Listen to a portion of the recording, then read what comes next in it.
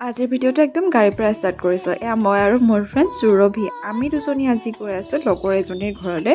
আচলতে তাইৰ মাকৰ আজি বছৰেকীয়া তিথি আছে আৰু এয়া বাইপাছেৰে ধুনীয়াকৈ সুৰভিয়ে ড্ৰাইভ কৰি লৈ গৈ আছে ৰিণীহঁতৰ ঘৰলৈ।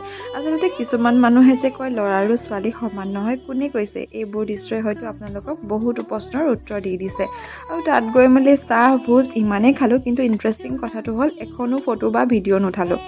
বাৰু যি নহওক, অৱশেষত আহিবৰ সময়ত এয়া ফটো দুকপিমান উঠিছিলোঁ। এইজনী হৈছে ৰিণী আৰু তাহাঁতৰ ঘৰলৈ গৈছিলোঁ ভোজ খাবলৈ।